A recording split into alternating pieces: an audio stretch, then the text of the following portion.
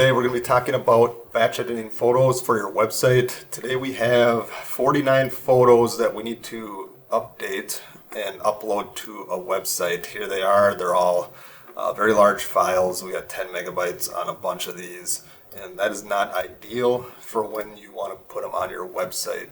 But you don't have to go in one by one and save those photos. What we're going to do here is create an action in Photoshop, so then we can run that as a batch edit and it'll save all those photos out at once. Let's just dive right in here.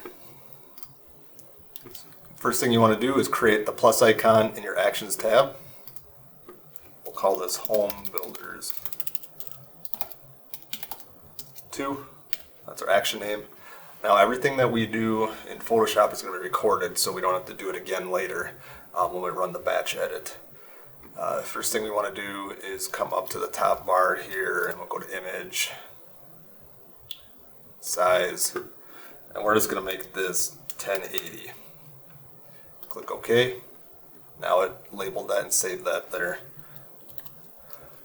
Next we want to do is on a Mac, Command Option S, and we will save it as a WebP file.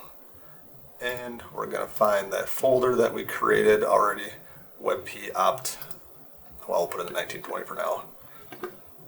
Actually, let's just relabel it. That was something earlier I was doing.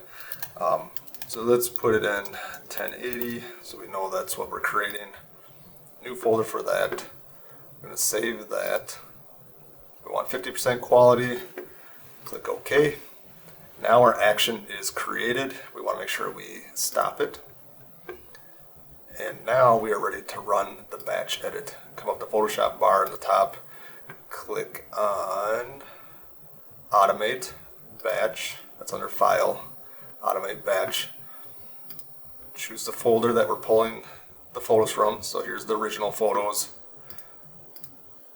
Then we're going to come in to choose the destination folder.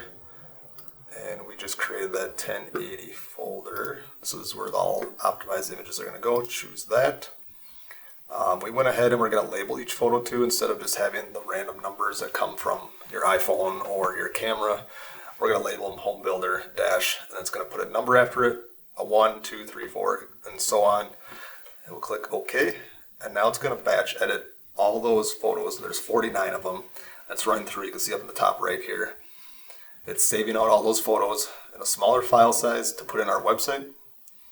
So you have better user experience, it loads quicker.